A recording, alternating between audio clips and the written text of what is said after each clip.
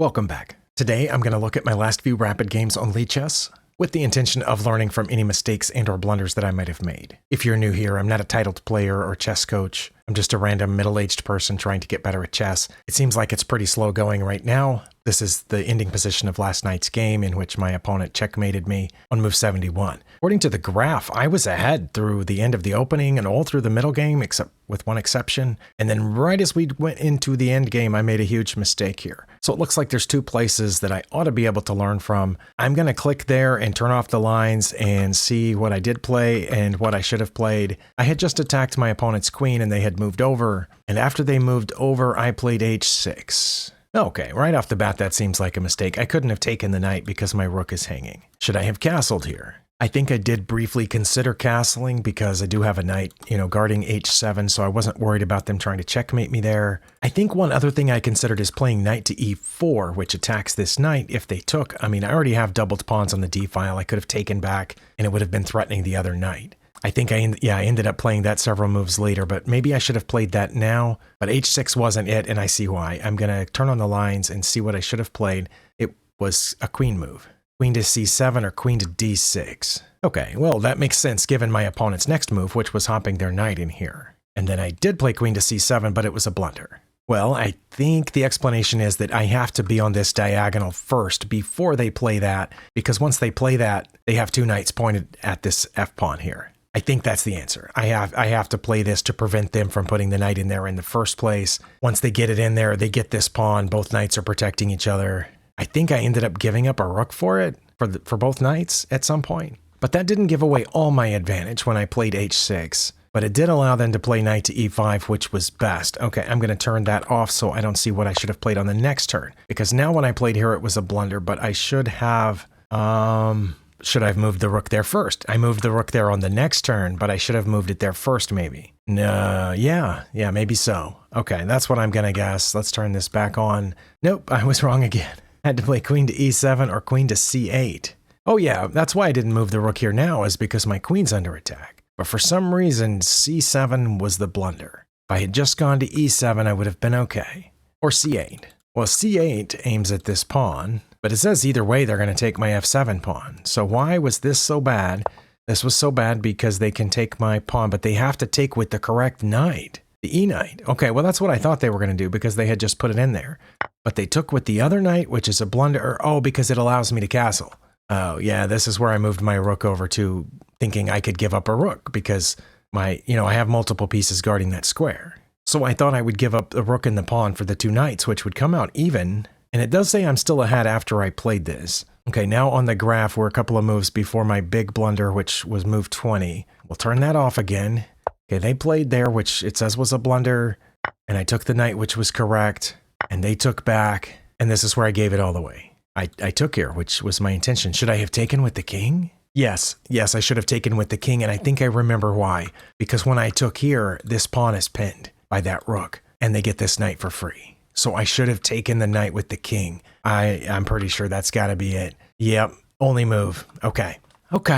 And then my opponent wasn't really far ahead then, but they just slowly crept into the lead after that. And they were using their time a lot more wisely than I was. As you can see, I'm already 2 minutes ahead here. And by the end of the game, I think I was 4 minutes ahead. But yeah, I had to see that pawn was pinned so that this knight is free. But if I take here with the king, then this pawn isn't pinned anymore. Well, for once, I do understand why what I played was wrong and why the moves that I should have played were better. I think in every situation here, I did understand that. It just required me seeing a move or two ahead on my opponent's part, which, let's be honest, a lot of people at our level don't actually think, what is the opponent going to do 2 or 3 moves from now? In this case here, when I took with the queen, it wasn't 2 or 3 moves from now. It was the next move because that pawn is pinned. They're going to get the knight. And I guess I should have seen that. I think what I was thinking was that if I take with the queen, my queen's defending that pawn. So they couldn't take it with the rook. But I wasn't seeing the queen taking the knight. Okay, perfectly understand. Let's go on to the night before's game.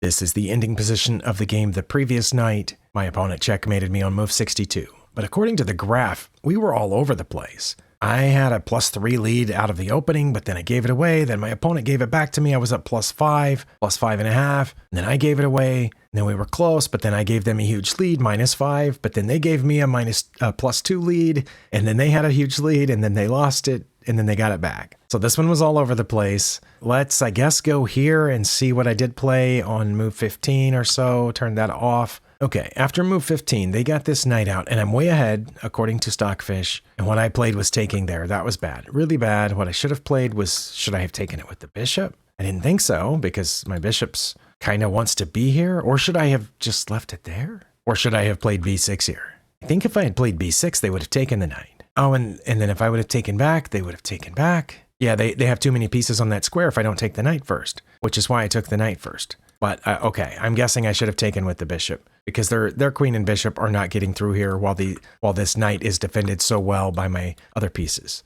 Okay, that's got to be what it was. Turn this on. Bishop captures c6. But I also could have played b4 and it would have been fine. I had clearly prepared b4, but bishop. Okay, I think I understand why now. It's just the math. For some reason, I thought I should keep my bishop and change the knight for it. But once I do that, then I don't have anything guarding this pawn here, right? After this, because the knight's out of the way, and they take here with check, I get out of check, they get my rook for the bishop, and then they take the knight back. I think, because when I took here, yeah, they should have checked immediately, but they didn't. They took back the knight, and I played my best move, which was protecting this pawn, and they played their best move, which was hopping the knight in here, putting another attacker on this, and I already saw what my blunder was, but I'm going to turn it off before I see what I should have played. What I did play was queen to c2. All right. Oh, should I have played queen to e1 to add another defender there? I didn't want to leave it where it was because I knew they're coming in here with the knight, which would attack my queen. Then I would have to move it. And after I move my queen, they would hop the knight back out and I would be in check. I'd have to move my king. But I'm guessing I should have added an extra defender to that. I think I just didn't see that during the game. Queen to e1 is my only move. Okay. Again, I understand why what I played didn't help because moving the queen here, they're going to get this pawn anyway with whichever piece they want. And this adds a defender to it. Understand? Then over here, they gave me the advantage back, but then I lost it again after move 25. Let's go there, turn off the thing. Okay, what I did play was queen to e4. That's bad because it gives up the knight. Okay, here I am up a knight for a pawn. I guess I could have just moved the rook over. I don't know what else I would have done here. Or hopped the knight out. But I think I understand why this is bad because they just get the knight. And then once we trade, they're a pawn ahead. Yeah, I'm going to go ahead and guess it was rook to e1 this time and turn this on. No, it was knight to c3. It was a knight move. Knight to f4 is there. I did mention that, but knight to c3 is my best move. I'm not sure why. Oh, you know what? I think maybe I do because their queen is pointed at my a pawn. And the knight over here prevents the queen from seeing the a pawn. Yep, it does say if I play knight to f4, they're going to take my a pawn. And then I would play queen to e4, which threatens their bishop, and they would have to retract it. And then from there, my queen would be defending my b pawn. Okay, how bad would rook to e1 have been, just out of curiosity? Oh, it would have been very bad. Well, for one thing, they can bring their queen in here, which pins my knight. And for another thing, they could play rook to e8. So that would have been just as bad as what I played. Okay, so I think I do understand these. I'm just not sure I would be able to find them here. Okay, I'm going to let that roll around in my brain for a little bit, but clearly this was bad because they can take the knight, or they can just take my queen and it's good enough because when I take back, they're going to get the knight anyway. And that's kind of what happened. They took the knight first, I took back, they took here, and then I had to move the rook. But I'm not that far behind here. It was a little bit later where I let them get really far behind. But then my opponent messed up right here and gave me an advantage. According to the engine, I'm up +3 or something like that. Now what I did was drop back, trying to remember what my rationale was now. Well, I didn't want it to be trapped in there for one thing. I don't have a lot of other choices that I can see. Like, I don't want to put my bishop here. Yeah, actually I should have put my bishop there. Oh, because their bishop's pinned. I bet that's it. Bishop to f1. Let's turn on the lines here. No, it wasn't. It's b5. b5. That's what it says. I know that their bishop's pinned. We just said that, but their pawn's not pinned. It says they would not take with the pawn. It says they would move their rook up here. Okay, so if I played this, they would need to play rook to c3, and I would take their bishop, or they would play rook to a5, and I would take their bishop. And either way, they would take back with their b pawn, and then I would get their c pawn. Okay, so why wouldn't they take here? If they took here, then I would take this pawn because their bishop's still pinned, and I still basically get the bishop for a pawn. And their best move is to advance their pawn, and then I take here, and they run away with their rook to c3. c3 is here, okay. But then I push this pawn, and they push their pawn. My best move is to get behind it, or no, my best move is to bring the king. What? Oh, okay. Not sure about that. I would probably move the rook behind the pawn, and then they would start coming this way, and then I would still have to bring my king. I don't know if I'd be ready to bring my king yet. Aren't they going to check me? Because if they check me, then I come up here, and then they can move this pawn again, although it does not say that they should. What would I do if they moved this pawn? I would keep bringing my king, bring their king, keep bringing my king, and then wouldn't they just... No, it says they would give up the pawn. It says they would go up to c5 or c1, and I would get their pawn. But why wouldn't they go over here to keep protecting the pawn? Because I can keep pushing mine, and they had to stay behind it. Oh my goodness. That was a long string of events. Okay, I had to play b5. Okay, well, how bad would this have been? Fairly bad, because they would have checked me, and I would have had to put it back. Why wouldn't I put it here? Because then they will pin my bishop. But wouldn't I take their bishop? They can always take with the pawn. All right. Okay, only move. Only move was pushing the pawn. My goodness, I don't know if I would have found that or not, because, again, I would have expected them to take with the pawn, but then I could have taken here, and then I'm going to be the only person with a piece left. Or I'm going to go up an extra piece. I'm going to have an extra piece regardless at this point. I think I understand that. That was there, here, where I gave up that advantage, but then apparently my opponent let us go back to even again right here, and I played c6. But I should I have put the bishop here this time? I really don't know. I'm going to say bishop to b5, turn this on. Okay, it was my only move to stay even here was bishop to b5. They would have moved the rook over, and I would not have taken their bishop. Oh, sorry, I was reading the wrong line. Okay, if I put the bishop here, threatening their bishop, it says their best move is rook to c2 to get behind this pawn. And their next best move is to bring their king. So if they had played this, then then my only move would be to take the bishop. They would take my pawn, I would take their pawn, and then they would take my pawn, and we would be even. I think I'm able to draw this end game, although you always have to worry about the opponent's extra pawn. But surely with the rook and my king kind of fortressed over here, I should be able to hold it. But just like before, it was the mistake where their bishop is now pinned, and I could have attacked it. Okay, I do understand that. I just didn't see it, and I pushed the pawn, and the problem with that is that they can check me. And when I get out of check, they get my rook. Yeah, I saw the problem with that right after they moved. I realized, oh no, I'm going to lose my rook. And sure enough, when I got out of check, they got my rook. So backing up, I had to do this, which blocks the check and keeps in mind that their bishop is pinned. But that's an only move. Wow. Okay, well, this one was pretty tough. I mean, I'm glad my opponent gave me several opportunities, but each time I didn't take exact advantage of an only move, my opponent found their only move. And this was one of those games where I felt like I never had a chance. But I think I have time for one more, so let's take a look at the next one.